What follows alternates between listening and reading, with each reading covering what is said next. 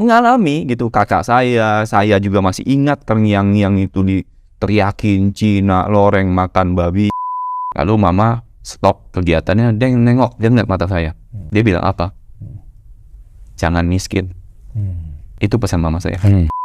Ini yang sedang kita cari-cari, topik utama kita. Kenapa ini kok bisa menjarain mantan Menpora ini? Ceritanya gimana ini? Sahabat entrepreneur, salam hebat luar biasa. Kali ini, wah, saya kedatangan tamu yang menyeramkan. Kenapa saya bilang menyeramkan? Ternyata kita harus tahu, kalau Anda suka baca berita, Anda pasti tahu sosok yang bernama Roy Suryo. Roy Suryo ini kan mantan Menpora ya, di eranya Pak SBY. Dan kita juga tahu 1-2 tahun terakhir ini beliau termasuk ada satu kasus meme stupa ya. Dan kenapa saya angkat ini di channel Success Before 30 di level up kita? Karena ini juga menjadi edukasi bagi anak-anak muda supaya jangan sembarangan kalau nulis sesuatu di sosmed. Awalnya itu mungkin cuma hiburan, tetapi akhirnya itu menyakiti sekelompok orang yang akhirnya itu termasuk ranah hukum. Nah, jadi dengan adanya video kali ini, saya yakin kita akan belajar banyak untuk kasus ini. Kita welcome Mr. Kevin Wu. Woi, selamat datang di Level Up Podcast. Siap. Terima kasih. Level Up Podcast ini orang yang datang ke sini levelnya pasti up.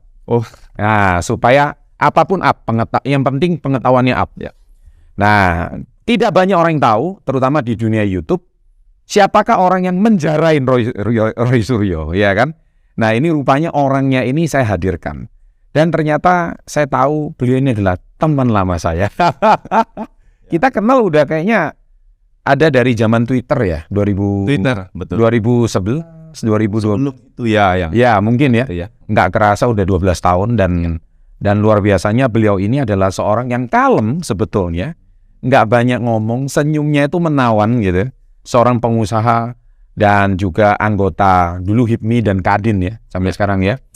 Dan tetapi tipikal dari beliau ini kalau nggak disentuh nggak membalas ya gitu ya. Jadi kalau ada sesuatu yang menyentuh nanti kita akan bahas kenapa kok beliau itu bisa sampai membuat kasus ini sampai beliau itu masuk penjara. Nah, nanti kita akan ngobrol banyak sama beliau. Bro Kevin, apa kabar? Yes, luar biasa, bos. Waduh, ini publik nggak banyak tahu siapakah seorang Kevin Wu. Tapi seorang Kevin Wu ini, siapa sih Kevin Wu ini? Lahir di mana? Masa kecilnya sekolah di mana? Asal mana? Boleh diceritain? Ya, terima kasih Bung Chandra dan pendengar ya. Ya. Jadi kalau kita bicara sejarah kecil, saya dan keluarga nih termasuk kelompok keluarga yang dibully. Dibully. Keluarga negaraan. Ceritain dong. Kita dulu mungkin Bung Chandra mengalami juga ya, di mana orang tua kita ketika ngurus hal apapun yang terkait dengan masalah administrasi pemerintah, selalu ditanyakan tentang SKBRI dulu. Jelas. Ngalamin ya? Ngalamin dong. 70-an, 80-an. Ya, ini mungkin bagi para sahabat SP30, kan ini rata-rata anak generasi Z, anak generasi milenial. Mereka nggak paham apa itu SKBRI. Tolong dijelasin dulu. SKBRI itu seingat saya singkatan dari surat kewarganegaraan ya. Surat keterangan. Bukti kewarganegaraan Republik Indonesia. Jadi kita ini dipertanyakan. Kita ini warga negaranya apa? Kita harus memiliki surat itu. Kalau kita mau ngurusin masalah ke catatan sipil, KTP, buka rekening, apapun itu. Intinya rasis banget ya. Dan diskriminasi. Jadi yang namanya kulit kuning, mata sipit. Betul. Ya, orang ngomong kasarnya Cina lah. Nah, bahasa sekarang kan Cina nggak boleh Tionghoa ya. Halusnya kan Tionghoa. Oke, dijelaskan gimana? Jadi kami dipersepsikan bahwa warga Tionghoa ini kan orang-orang mapan, orang-orang berada, tidak cinta tanah air dan sebagainya. Dan ini kami rasakan gitu. Kami dari lahir, orang tua saya itu dari Kalimantan Barat, Kalbar ya, khususnya di Pontianak, Ponti ya. Lalu bermigrasi ke ibu kota itu di tahun 70-an. Ya, beberapa adik-adik saya lahir di Jakarta, tapi saya dan kakak saya di Pontianak. Masih lahir di Dan Poni. kami mengalami masa-masa di mana tadi yang saya sampaikan diskriminasi itu luar biasa. Di mana saya hidup kebetulan keluarga papa dan mama juga dari ekonomi yang kurang berada. Yang mana papa pernah bekerja sebagai buruh pabrik, lalu pernah jadi supir antar kota. Yang mama juga harus mendapat penghasilan menambah biaya kehidupan itu dari menjahit baju, jual pisang goreng, keliling ke pasar dan lain sebagainya. Jadi setiap kondisi ekonomi seperti itu, saya juga tinggal di rumah yang saya ingat ya, rumah kita itu masih setengah bilik dari anyaman bambu. Jadi setengah dada ke bawah itu memang udah semen, tapi setengah dada ke atas itu masih berupa bilik bambu. Dan itu di ibu kota loh, di Jakarta tahun 70-an. Tahun 70-an? Iya. Sempat ngalami kayak Saya ngalamin itu.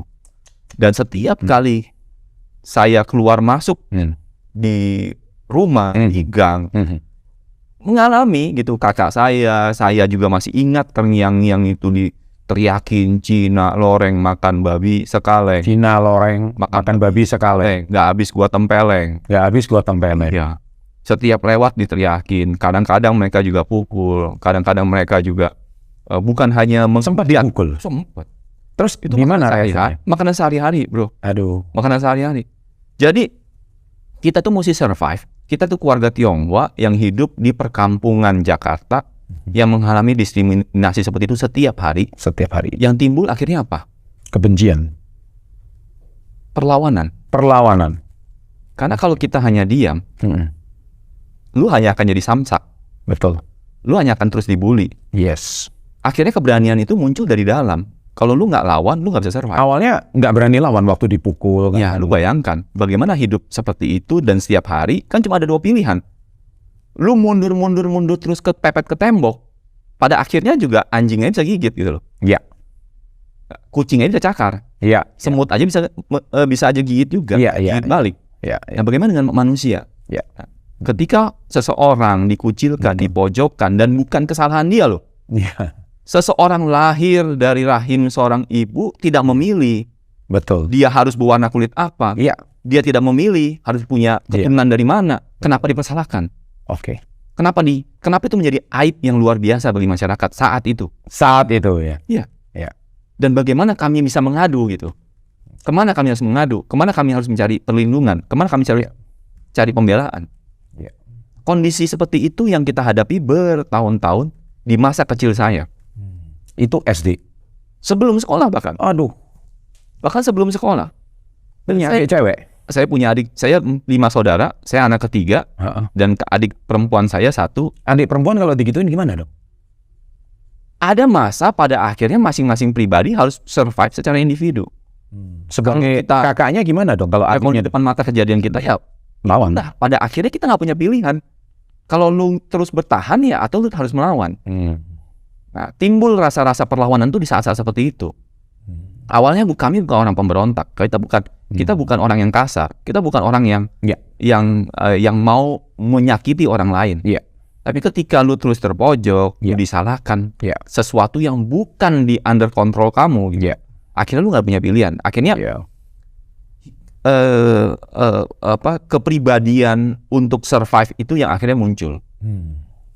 Maka tidak heran saya juga membayangkan dari banyak cerita orang-orang yang bisa hebat itu kalau orang-orang yang hijrah, orang-orang yang mesti keluar dari tempatnya dan dia harus survive kan. Betul. Entar termasuk orang-orang kita Indonesia ketika lu keluar negeri, lu kan jadi lebih kuat.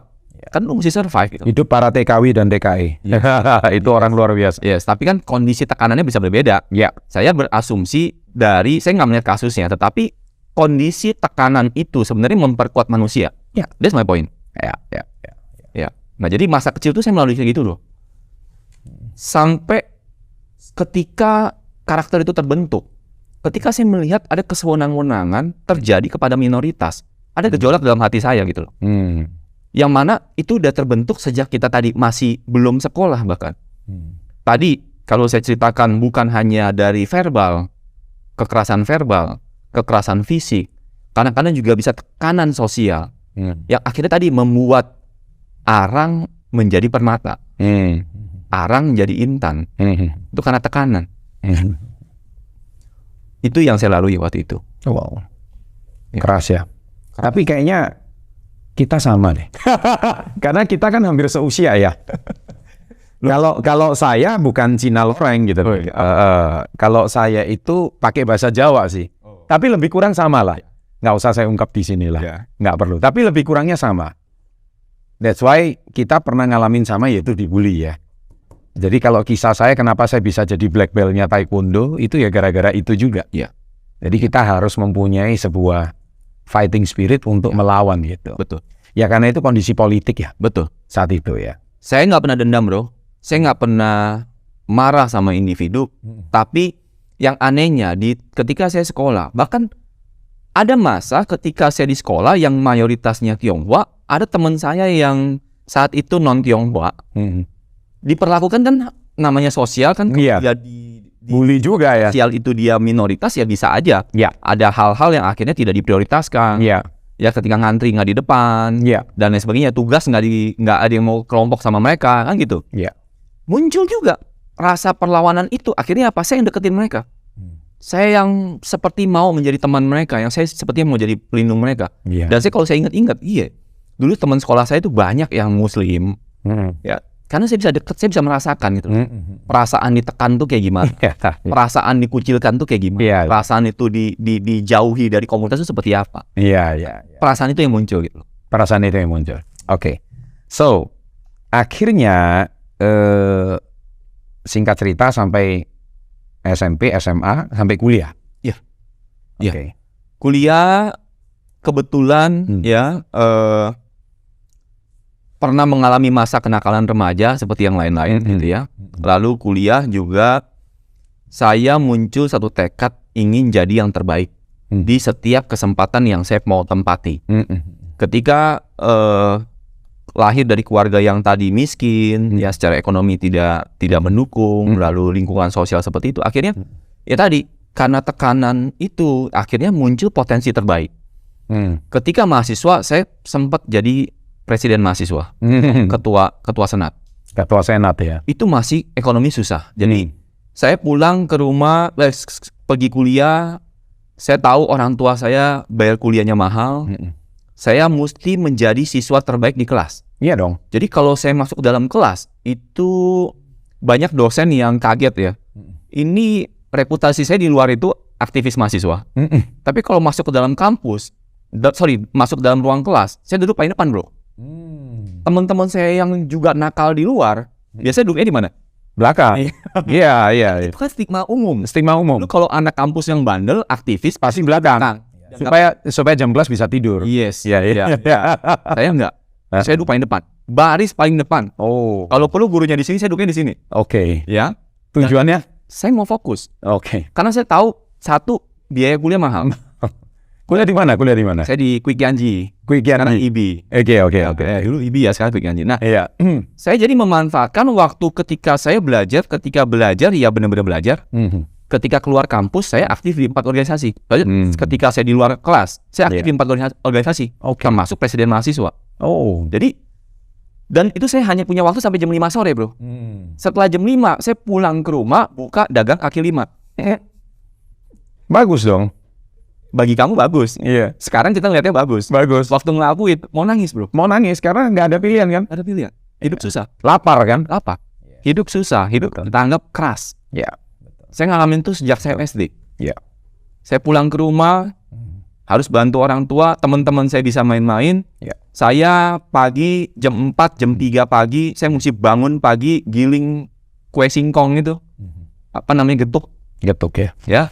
Ketika lu bayangin anak umur sekitar 8 tahun, 9 tahun, mesti cari uang seperti itu, bro. Iya. Saya ngalamin. Saya Kakak saya, orang tua saya, nangis setiap pagi tuh, kayaknya kok hidup begini gitu loh. Iya. Ya, ketika dibangunin itu, ya namanya anak 8 tahun, 9 tahun, lu bayangin. Iya.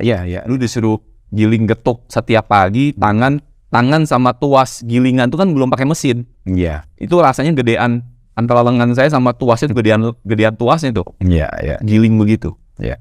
Jadi setiap pagi setelah selesai masih ada waktu itu mesti nyunci panci yang aduh kayaknya sedih banget itu. Yang lengket, yang jorok, yang apa gitu loh. Iya. Pulang ke rumah, sekolah, itu saya ngomong SD SMP. Pulang ke rumah bisa main, bisa tidur, nggak bisa. Pulang ke rumah, ganti baju, naik sepeda, itu mesti jualan kue keliling sampai sore. Itu kondisi seperti itu gitu. Jadi saya waktu itu ya benci banget hidup yang seperti itu, benci banget sama orang tua. Kenapa saya mesti begini? Sering berkelahi. Ya itu.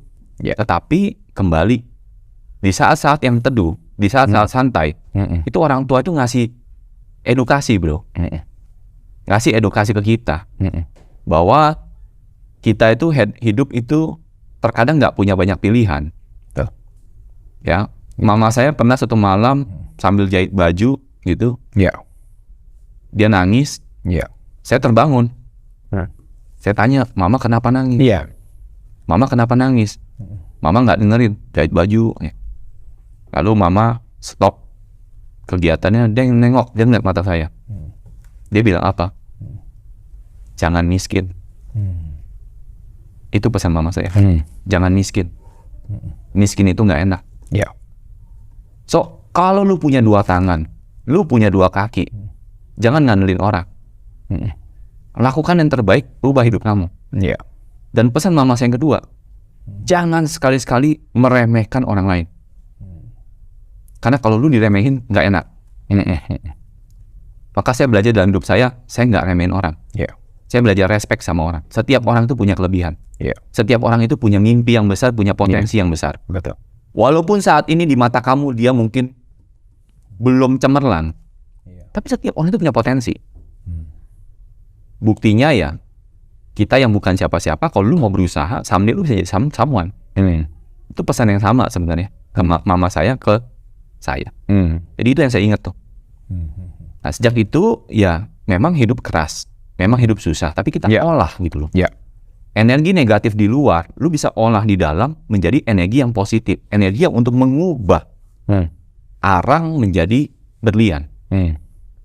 Karena kalau kita hanya meratapi nasib, kok hidup ini susah, Tuhan ini tidak adil, teman-teman kok jahat, ya kan?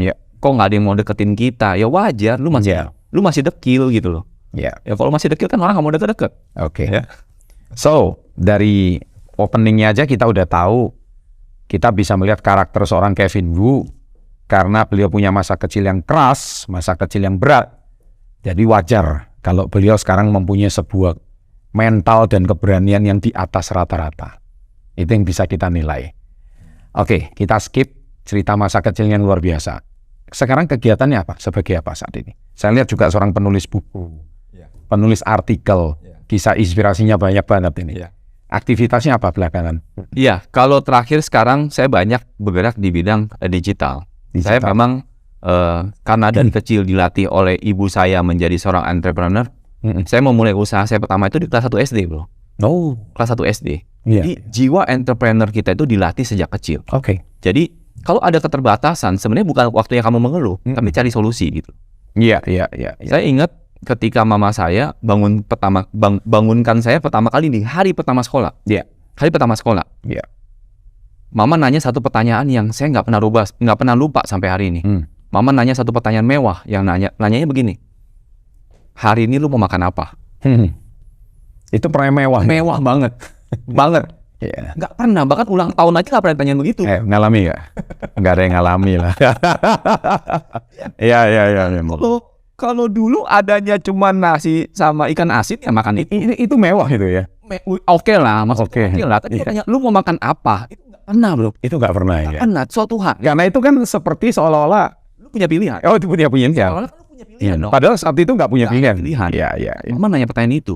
Saya kaget, saya bilang, mama mimpi apa? Gue mimpi apa? Enggak.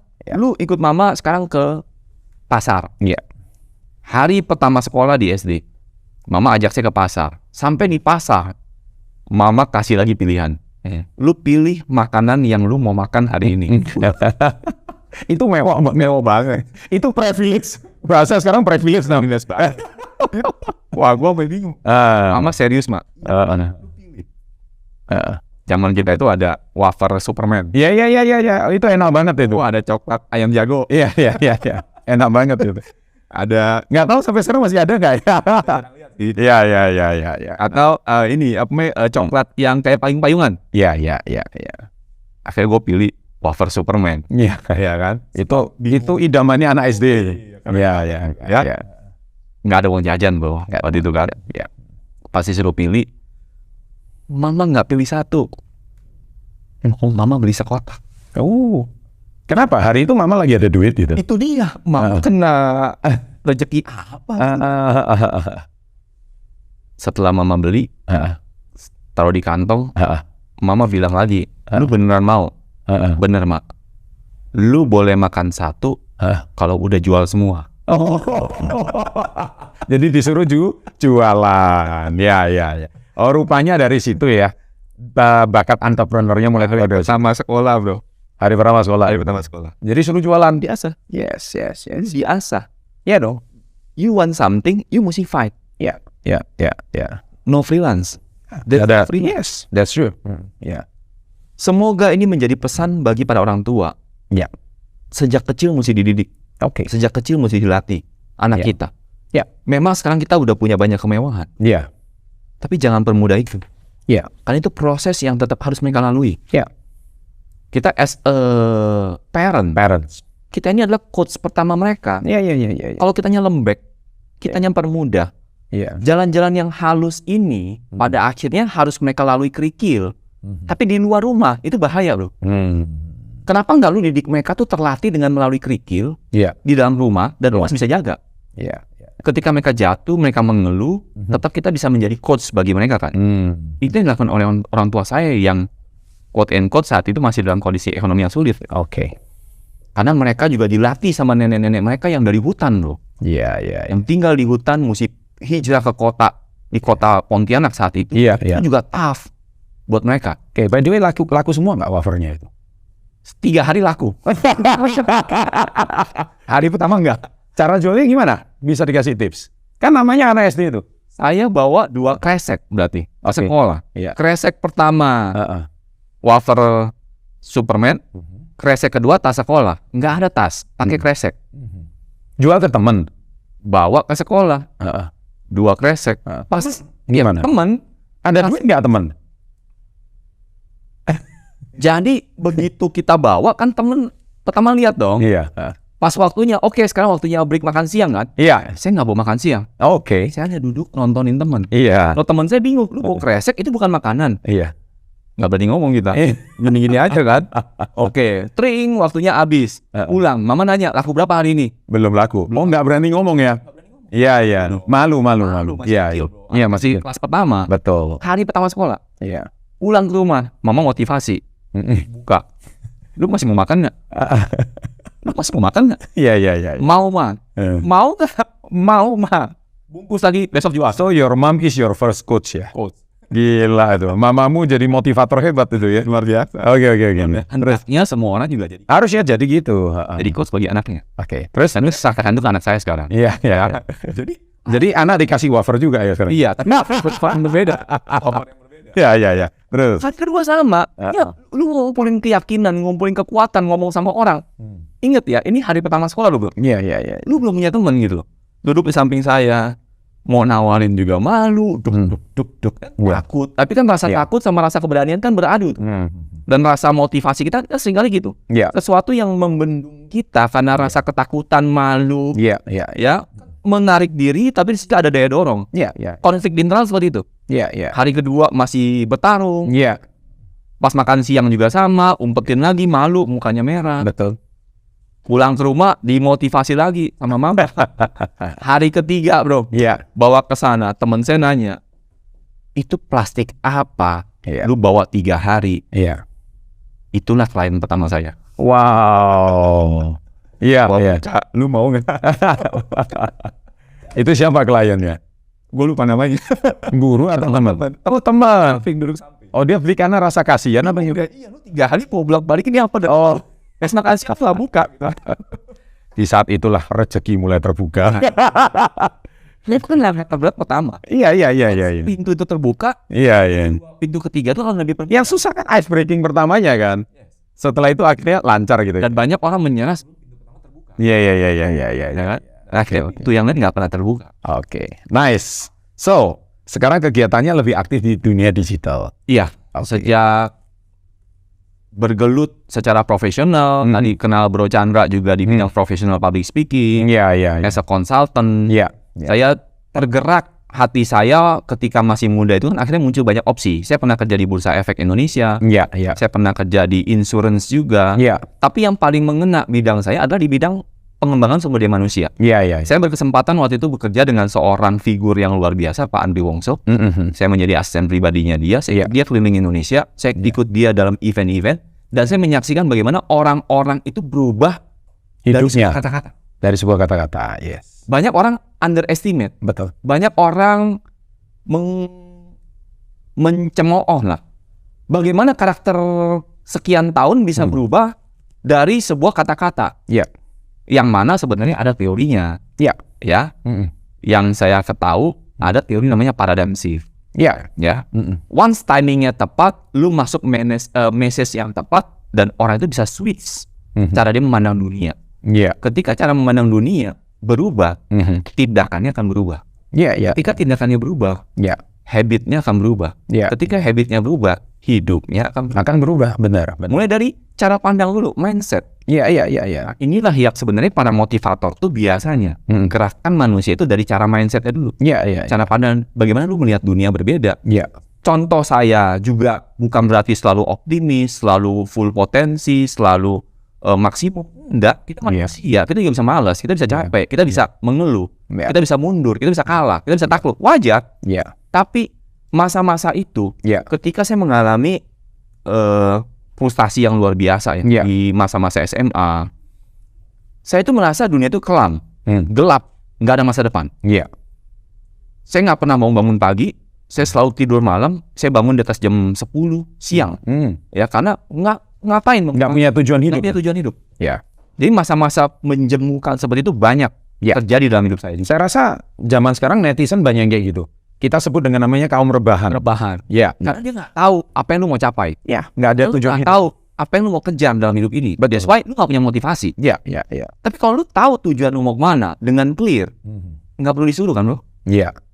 Lu sendiri bisa bangun lebih pagi, bangun pakai apa namanya? Poinnya gini, mungkin cara kerjanya mirip kayak seperti kita pakai teknologi namanya Google Map. Ya kan?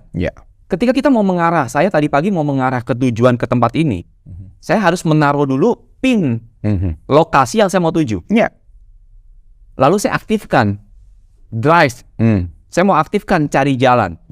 Maka disitulah jalan mulai bermunculan. Ada pilihan-pilihan. Lu mau lewat tol, lu mau non-tol, tapi dikasih opsi. Kalau tol ada harga dan ada estimasi waktu. Kalau lu non-tol juga ada estimasi waktu. Hidup kita juga demikian. Pertanyaan saya, kita pernah naruh pin nggak ke tujuan kita? Kalau lu nggak pernah naruh pin, let's say tahun ini baru kita masih mulai nih tahun 2023. Apa pin kita di tanggal 31 Desember 2023? Betul. Apa yang kamu mau capai di akhir tahun ini? Orang bilang resolusi. Kalau lu nggak punya resolusi, lu nggak punya target, lu nggak tahu apa yang lu mau capai. Nggak ada tuh pilihan jalan kemana.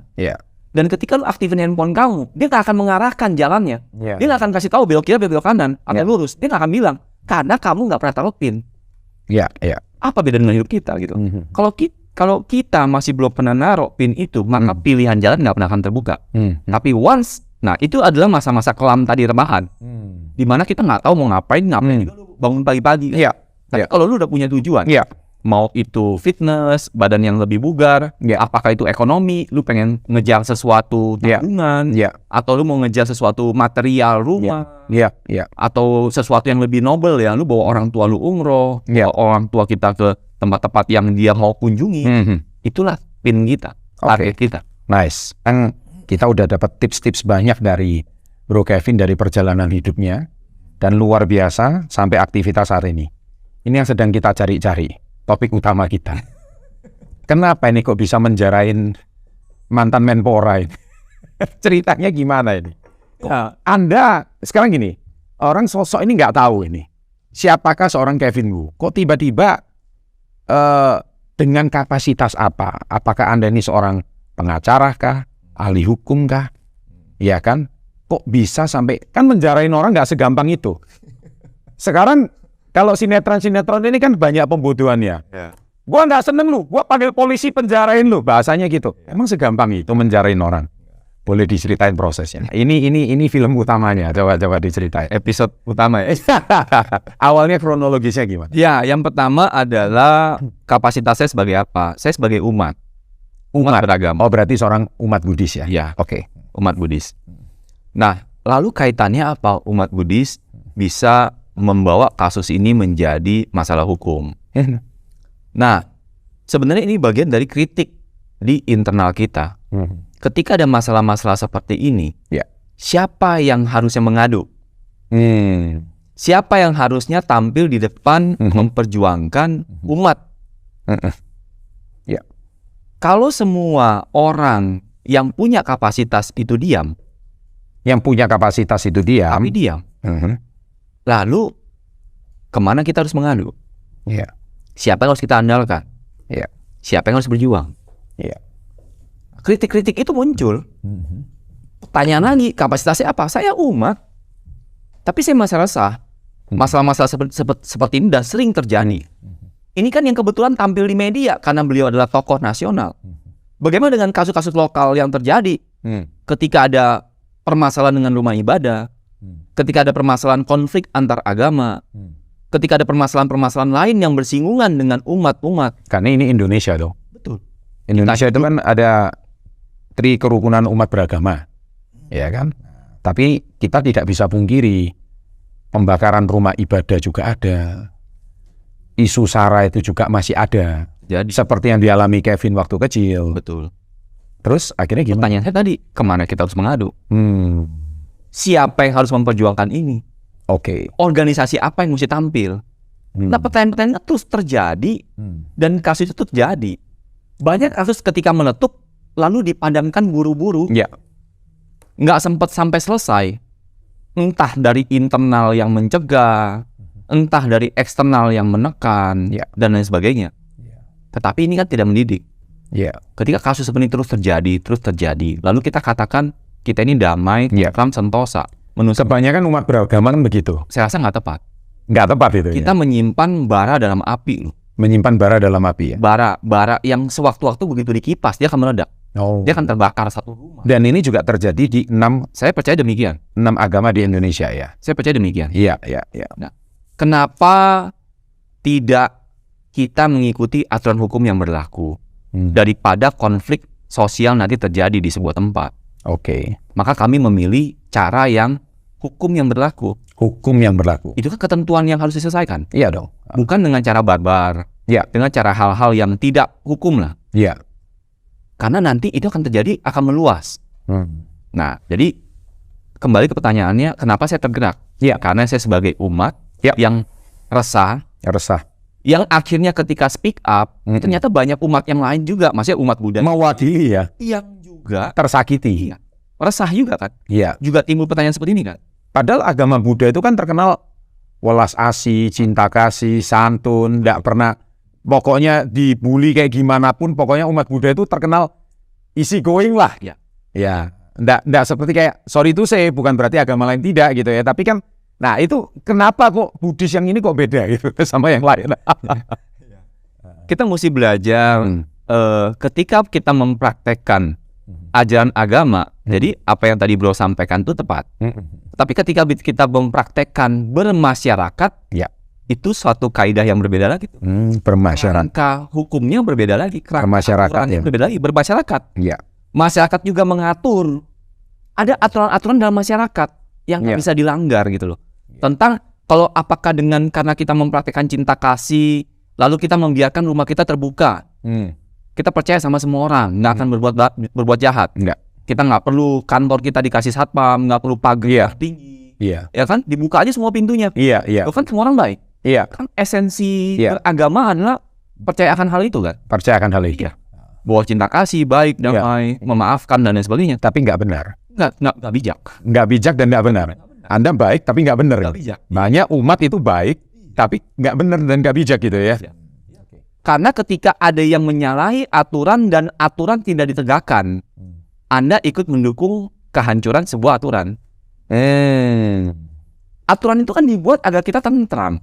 Iya. Ketika ada yang salah ya harus disampaikan bahwa dia salah dengan cara yang berbeda, dengan cara yang halus, cara yang kan ada derajatnya nggak? Iya. Cara menyampaikan dulu ketika si beliau ini tidak berubah, ada cara-cara lain yang akhirnya sampai bentuknya punishment. Iya.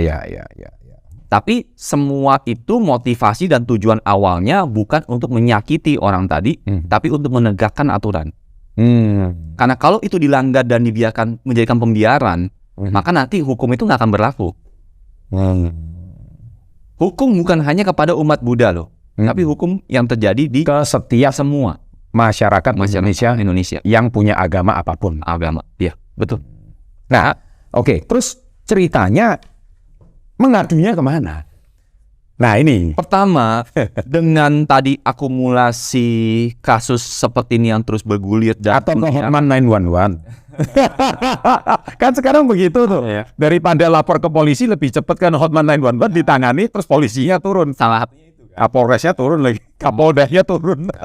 harusnya akan muncul banyak hotman lain. Yes. Pada hal ini kami memilih jadi bukan mengadu ke Hotman, tapi kita bikin Hotman itu sendiri. Oke. Terus Kita bikin organisasi yang memang namanya apa organisasi? Dharma Pala Nusantara. Dharma Pala Nusantara. Nah ini fungsi dari organisasi ini apa? Organisasi ini adalah organisasi keagamaan Buddha yang memang sifatnya adalah advokasi dan mediasi. Advokasi dan mediasi. Ya, kita ingin Ini Hotman 911-nya Buddhis lah. kita mungkin posisinya seperti kawan-kawan seperti di Ansor, Banser lah. Ya, kalau yang Muslim ya. Muslim ya. Jadi Ansor, Banser ya. ya kita mau menjadi organisasi yang memang juga kalau secara logonya kan memang Dwara Pala. Dwara Pala. Dwara Pala ini simbolnya itu adalah penjaga candi. Penjaga candi. Ya, khususnya candi-candi di Jawa ya. Betul. Nah, jadi dia bukan sebagai objek yang dipuja. Iya. Dia bukan inti candi stupanya, Iya. tapi dia adalah penjaga candinya. Nah, Iya. Yang singa 2 itu ya. kayak singa raksasa sebenarnya. Kayak raksasa. Yang Saya tahu merek rokok Copentung itu. dia pegang kan kan. Anak sekarang udah Copentung nggak tahu. Nah, nggak ada yang tahu gitu. Ngertinya cuma Marlboro ya. Kayak Di Samsu, Copentung nggak tahu. Itu pada rokok lokal itu. yes. Nah, itulah filosofi lokalnya. Jadi kita mau menjaga Itu namanya apa itu? Dwara Pala. Dwara Pala. Oke. Dia sebenarnya kayak raksasa penjaga kesucian sebuah candi gitulah. Nah, jadi kami bukan menjadi objek yang dipujanya. Ya biarlah nanti majelis-majelis yang lain, sangha-sangha yang lain yang dipuja, yang tadi ritual kan, yang damai, yang tadi buat bakti sosial, buat ritual itu stupanya. Oh, stupanya. Suci kan? Dwara Palanya belum. Dwara Palanya satpam. Ini huninya ini ya. Kita mengagerin lah. Jadi ada jarak di mana ada batas wilayah yang boleh dilanggar atau tidak. Oh, I see. Inilah yang sebenarnya kita juga mengedukasi kepada masyarakat. Ada hal-hal yang nggak boleh sampai di cross gitu loh. Oke. Ada yang pantas, ada yang tidak pantas. Nah, terus akhirnya keseleo lah atau kesengajaan apa? Seleo atau sengaja si Roy Suryo itu membuat meme stupa itu? Kalau motivasi saya rasa kembali ditanyakan kepada pelaku. Tetapi yang saya bisa menjawab adalah sebenarnya efeknya. Kami sebagai umat Buddha yang sangat menghormati figur dari sosok nih Siddhartha Gautama. Betul. Ini kan begitu diagungkan. Iya.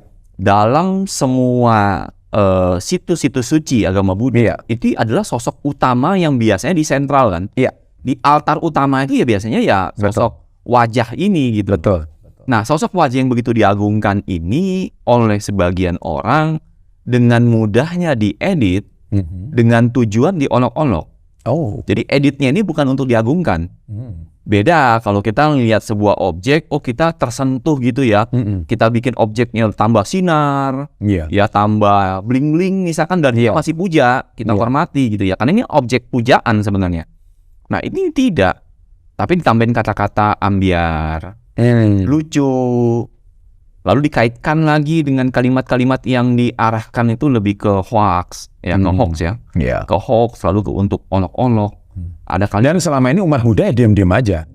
Banyak itu di Bali wajah stupanya Siddhartha atau di tempat-tempat seluruh dunia, di tempat pijat, tempat masas itu banyak itu. Itu sudah kan banyak bukan berarti benar. Iya. Ada lah, kita nggak bilang banyak, ada. Tapi yang saya lihat bukan ngolok, tapi lebih ke ketenangannya, Mungkin mereka mau ambil dari sisi artistiknya. artistiknya. Namun sekarang di Thailand aja mulai campaign bahwa Buddha statue itu bukan benda yang bisa ditempatkan sembarang. Kalau kita turun dari bandara, kan Thailand salah satu negara Buddha ya. Iya. Udah diedukasi turis-turisnya. Ada billboard besar yang menunjukkan bahwa Buddha statue itu bukan untuk ditempatkan di tempat yang sembarangan. Itu sudah diedukasi. Iya. Nah tadi orang tidak tahu kan bukan berarti benar. Iya. Makanya tujuan kita adalah mengedukasi. Iya. Kita kasih tahu bagi mereka yang tidak meyakini agama Buddha, ya kita akan sampaikan bahwa ini adalah objek suci, objek penting. Sama seperti kalau Muslim Nabi Muhammad, logo Allah. Kalau Kristen salibnya, atau Katolik Bunda Maria. Nah, pertanyaan saya buat mereka-mereka yang sangat menghormati simbol-simbol agama seperti itu, pantas nggak jika ada yang menggunakan simbol-simbolnya tadi di tempat yang tidak tepat lah? Iya. Apalagi tujuannya olok-olok, apalagi tujuannya buat hehehe, ya buat dibikin lelucon gitu. Iya. Apalagi sampai ada kalimat-kalimat yang mengandung unsur hoax.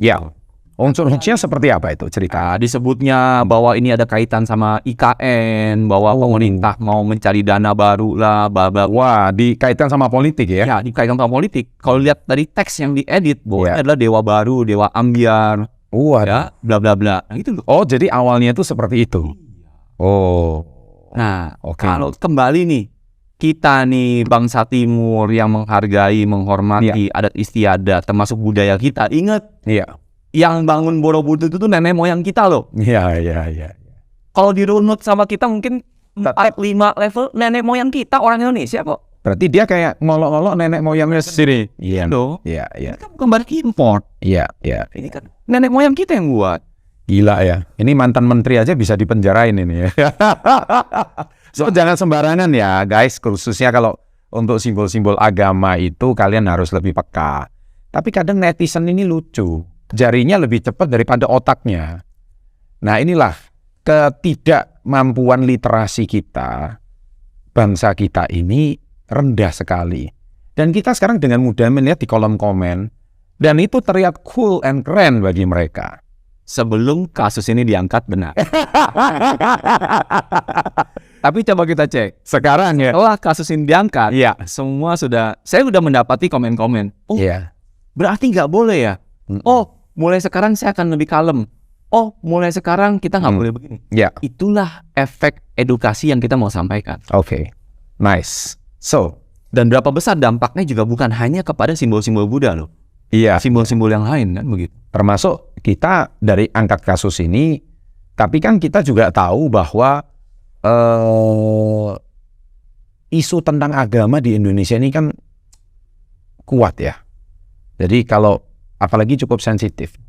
Buddhis mungkin baru kita ketahuan kasus ini setelah Bro Kevin angkat gitu. Tapi kalau agama-agama sebelumnya mereka sudah punya dua rapalanya sendiri. Dan kita juga tahu bahwa bukan berarti Buddhis ini yang kelihatannya diem dan sebagainya. Tetapi sekarang muncul ada satu sosok bahwa ini kan namanya bermasyarakat gitu ya. Jadi kita harus paham gitu. Nah, apa harapan daripada Bro Kevin setelah kasus ini diangkat? Apakah jujur by the way ya, Roy Suryo juga pernah jadi menteri, beliau juga kayaknya kontroversinya nggak sekali ya. Nggak tahu ya, dulu ngomongnya pakar telematika dan sebagainya. Dan Anda itu punya dendam pribadi nggak sih sama Roy Suryo sebelumnya? Nggak ada. Enggak. Saya bahkan sampaikan kepada beliau ketika di persidangan. Dan saya akui bahwa saya juga adalah orang yang juga mengagumi beliau. Ya, saya juga sampaikan ketika di persidangan bahwa Pak Roy juga orang yang saya hormati. Ya, namun apa yang Anda lakukan saya pisahkan antara individu sama perilaku. Ini dua hal yang berbeda. Saya tidak menaruh dendam, saya tidak marah, tetapi perilakunya lah yang perlu kita koreksi. Perilaku ya. Karena Anda sebagai public figure itu dapat memberi contoh. Pengikut Bapak itu di Twitter itu mendekati 100.000 orang, Pak. Ya. Ketika Bapak tweet itu dan dijadikan Memes to viral. ya, dan tidak ada yang mengkoreksi. Bayangkan. Berapa lama? Itu nggak dihapus postingannya lama itu? Beberapa hari lah. Beberapa hari. Tapi dihapuskan karena juga viral.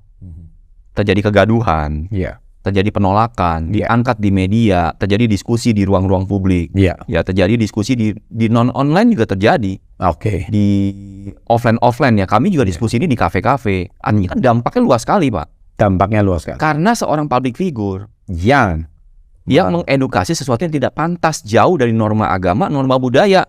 Oke. Dan karena ini adalah bukan individu, tapi ini adalah perilaku dari seorang public figure. Betul. Itulah yang perlu dikasih pelajaran. Nggak peduli edukasi, nggak peduli dia itu seorang mantan menteri, terlepas dari semua jasa dan kebaikan yang pernah. Bukan berarti seorang Roy Suryo nggak ada kebaikan loh ya. Betul. Ada loh ya, dia ada jasa ya. Jadi yang Anda suka menghujat Roy Suryo bukan berarti Anda sudah terlihat suci atau terlihat benar. Mungkin jangan-jangan kebaikan Anda nggak sebanding dengan beliau. Bisa ya. Tapi satu kali keselio lidah, keselio ketika membuat meme, itu bisa menjadi masalah besar. Saya rasa poinnya bukan di sekali atau dua kali, tapi kembali efeknya. Oke, apakah dia cuma sekali ini membahas isu sensitif ini? Saya tidak ikut masuk ke sana. Ya, nanti pasti sudut pandangnya berbeda. Oke. Ya kan? Saya percaya tadi karena beliau aktif di sosial media, dia seringkali mengungkap hal-hal lain, tapi sekali lagi itu bukan ranah saya lah masuk ke sana. Karena tadi yang saya sampaikan bukan masalah sekali dua kalinya, tetapi efeknya, dampaknya mau dilakukan berkali-kali, tapi kalau nggak punya dampak ya selesai kan. Ya kan, misalkan follower cuma 5 orang, dia mau tweet seharian gitu ya, tapi yang ngebaca nggak ada, yang nge-forward nggak ada, ya udah selesai kan gitu. Dan nggak ada yang merasa tersakiti, nggak ada yang merasa terlindungi, dan tidak ada yang merasa itu fine-fine aja, sehingga semangat yang sama bisa dilakukan oleh orang lain. Iya. Kembali lagi efeknya. Iya. Nah, kalau tadi orang yang harusnya memberi edukasi, orang yang punya kompetensi untuk menyampaikan kepada masyarakat, yang punya kedudukan, aparat hukum dan lain sebagainya, juga diam. Maka civil society seperti kita yang bergerak. Nah, awalnya tuntutan jaksa itu berapa tahun? Tuntutan jaksa itu awalnya pasal yang saya ingat ya. Saya ingat itu kayaknya dia dijerat oleh 3 pasal. 3 pasal. Jadi pasal UU ITE. UU ITE kena ya. Nah, itu pasal yang dituntut. Kemudian pasal juga tentang keonaran ya. Pasal keonaran. Kemudian pasal apa lagi saya lupa. Ya. 1 apa 2 lagi gitu ya. Dan itu masing-masing ada yang 2 tahun. Kalau UU ITE itu 2 tahun. Iya. Kemudian yang berat itu sebenarnya di keonaran ya. Itu yang sampai 6 tahun. Oh, keonaran ini 6 tahun? Iya. Karena dia menimbulkan keonaran. Kegaduhan. Ya. Nah, maka ini juga edukasi ke teman-teman. Kalau mau bikin tweet, ya tadi mau bikin postingan di TikTok, di Instagram, dan materi kamu bisa viral membuat kegaduhan, itu yang bahaya. Apalagi tadi tapi masyarakat yang tadi sudah sampaikan. Banyak berita sekarang bisa digoreng ya, untuk terjadi beberapa benturan gitu di masyarakat. Itu ditakutkan. Itu yang dijaga sama aparat keamanan kita. Jangan karena satu hasutan, ya misalkan nih kita ngeliat, ibu-ibu kenapa gitu ya, lalu kita sebar, ini orang ini segala macam, lalu tambahin unsur sara ya. Dalamnya tambahin unsur sara, pelakunya ini, rumahnya di sini, serang gitu ya. Terjadi berpotensi nggak muncul kericuhan di lokasi. Itu pasalnya berat loh. Pasalnya berat ya. Itu karena itu pasal keonaran. Yang ketiga, saya lupa. Yang satu lupa. Tapi dia kejerat pasal berlapis. 3 ini. Jadi tuntutan jaksa ini sebetulnya lebih dari 6 tahun ya. Kalau ketika pembacaan tuntutan 2 tahun. 2 tahun. Potensi jeratannya itu Potensi jeratannya bisa sampai 10 tahun. Bisa sampai 10 tahun ya. Tapi akhirnya kan dijatuhin hukumannya. Sama seperti kayak kasusnya Pak Basuki Cahayapurnama atau Pak Ahok, keselio lidah, dan itu kena hampir 2 tahun gitu ya waktu itu. Pasal yang dijeratnya juga sama. Pasal jeratannya sama persis.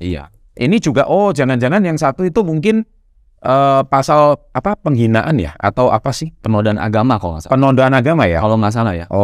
Atau penistaan agama ya? Betul. Ya. Kayaknya pasal itu juga. Pasal penistaan agama. Ya. Oke. ITE, keonaran dan penistaan agama. Di beberapa kasus kejadian tentang kasus yang sama, ini kan ada presiden yang 10 tahun. Ada, bisa di Google itu. Ya. Dengan kasus yang sama. Oke. 10 tahun. Ya. Jadi kalau sekarang dibilang keputusannya 9 bulan, itu itu sangat ringan sekali. relatively ringan. Nah, terima nggak seorang Kevin Wu, dia yang potensinya 10 tahun, dengan seperti kayak gitu, tapi akhirnya sekarang cuma 9 bulan. Terima nggak? Kalau ditanya terima nggak terima, karena dari awal tujuan kita bukan untuk menyakiti Pak Roy, Ya. kami tidak mempermasalahkan itu. Berarti sebetulnya Bro Kevin ini yang terpenting itu cuman mau memberikan efek Pembelajaran. pembelajaran. Ya.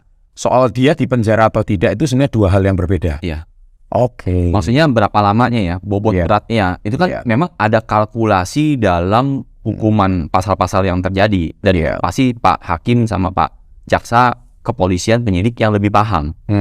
Ya, sampai apalagi setelah banyak saksi ahli yang diminta pendapat, kemudian fakta-fakta persidangan yang diungkap, efeknya dan lain sebagainya, ya akhirnya kan dijatuhi hukumannya seperti itu. Nah, ini mungkin sisi sebagai umat Budanya welas asihnya keluar gitu. Iya. Yang terpenting dia Iya. dapat efek jerah, Iya. tapi nggak sampai, kan orang sekarang ini dengan mudahnya emosional, penjarakan, bunuh, ngomong kan gampang ya. Nah, itu nalarnya udah nggak kerja. Iya. Tapi ini saya lihat sisi seorang umat Budanya Kevin Wu masih muncul, dan akhirnya Anda kayaknya cenderung Anda yang terpenting dia sudah dapat efek ini, sudah selesai gitu ya. Dan ini juga menjadi pelajaran untuk tokoh-tokoh publik berikutnya. Ya. Mesti lebih hati-hati Ya. kalau bicara gitu ya. Tadi Bro menanyakan apa yang mau kita sampaikan. Betul. Dari kasus ini ada dua sisi. Ya. Sisi pertama dari pelaku dan calon pelaku. Ini pesannya jelas bahwa upaya-upaya seperti ini jangan lagi terjadi di masyarakat Indonesia kita yang sangat plural, yang sangat menghormati adat istiadat dan hukum agama yang berlaku. Hukum agama ya. Itu yang pertama. Jadi dari sisi pelaku nih. Pelaku ya. Tetapi ada sisi yang lain yang juga kami mau sampaikan, yaitu sisi korban. Tadi Bro sudah singgung dari sisi korban bahwa harusnya buat teman-teman, entah dia mayoritas minoritas, Ya. kita harus berani speak up. Nah, keberanian speak up ini tadi Bro udah sampaikan tentang bentuklah satu asosiasi lah atau apa. Yang terpenting mereka punya tempat untuk mengadu. Iya. Dan karena Indonesia ini negara demokrasi, Iya. itu diperbolehkan gitu. Iya. Kalau misalkan nggak ada yang berani speak up, atau minimal ada teman yang berani mewakili, Iya. nah saya rasa itu hak kita sebagai warga negara. Iya. Jangan menempuh jalur-jalur di luar hukum yang artinya misalkan aksi massa, Oke. keonaran, Iya. huru-hara, dendam-dendam. Iya. Ya kan terjadi Hukum rimba. ya, hukum rimba. Itu kan jadi konflik sosial. Nah, ini yang tidak kita harapkan. Iya. Bahwa kalau ada masalah-masalah tata yang terjadi dilanggar di Iya. masyarakat, tempuhlah jalur-jalur yang benar. Iya. Sehingga tetap ketentraman, ketertiban, ketoleransian tetap terjaga. Iya. Itulah yang kita mau lakukan. Oke. Nah, jadi ketika kita menempuh jalur hukum, banyak yang bilang, kalau lu nuntut jalur hukum, lalu saya mau nanya, jalur apa yang kita mau tempuh? Oke. Justru jalur-jalur yang di luar itu yang nggak benar dong. Iya. Ya kan? Jalur-jalur yang menciptakan perpecahan yang terjadi, bahkan kalau kita selesaikan di luar jalur hukum. Iya. Setuju. Ketika kita menempuh jalur hukum, itulah jalur yang paling benar sebenarnya. Karena Indonesia negara hukum, ya kan? Malah kita yang kita menempuh jalur hukum, kita yang disalahkan. Ada pihak yang berwenang, yang berkompeten. Terbalik dong. Kalau Indonesia mungkin langsung main Hakim sendiri. Nah, itu nggak boleh. Nggak boleh. Itu yang kita mau edukasi juga dari sisi korban. Dari sisi korban ya. Ya. Oke. Nah, makanya saya beberapa kali menyampaikan pesan-pesan ini. Kita sangat menghormati aparat hukum yang ada. Maka kita apresiasi ketika kasus seperti ini ditindaklanjuti. Betul. Makanya seperti pihak yang berwajib itu harus kita hormati dong. Hormati. Tapi sekarang dibully malah. Dalam sebagai mereka manusia, Iya. mungkin ada 1-2 kali yang slip, Iya. ya kan? Tapi tidak kita tidak. Institusi harus kita hormati loh. Kalau nggak gitu, bagaimana kita keamanan kita sebagai warga negara, hak-hak kita juga nggak bisa gitu ya. Oke. Nice. So, guys, jadi dari sini sudah sangat clear dan jelas. Jadi mungkin Anda kepo siapakah orang yang menjarain Pak Roy Suryo. Sudah terbongkar habis. Lengkap dengan kronologisnya, lengkap dengan sejarahnya, lengkap dengan pasal-pasalnya, serta yang terakhir edukasinya. Terima kasih. Sama-sama. Bro Kevin sudah mampir ke Level Up. Semoga yang kita dapat, jadi mungkin netizen berharap, ini ada apa perseteruan apa ini? Netizen kita ini kan suka kepo, suka mencari drama keributan. Mereka kepo gitu ya. Tapi sisi yang dicari sisi hiburannya, bukan sisi edukasinya. Ya. Nah, di Level Up bersama Hello Life kami selalu memberikan unsur edukasinya. Meskipun hiburannya ada dikit lah. Ada. Kalau cari hiburan tempat lain, channel lain banyak. Di channel kami hiburannya tetap edukasi. Bro Kevin, terima kasih banyak. Semoga bisnisnya lancar terus, maju terus. Apa yang Anda lakukan dampaknya bagi bukan cuma umat Buddhis, tapi di seluruh agama yang lain itu pasti mempunyai impact yang luar biasa. Ya. Apa yang Anda lakukan, you just like a hero. Anda sebagai seorang pahlawan. Karena kenapa saya bilang pahlawan? Karena memberitahu dari yang tidak tahu jadi tahu. Ya, memberitahu dari yang dulunya bingung jadi sekarang mengerti. Nah, sehingga edukasi ini dampak kita kepada jutaan subscriber kita bisa mempunyai sebuah edukasi yang bermanfaat. Di channel kita selalu kita tutup dengan salam hebat dan luar biasa.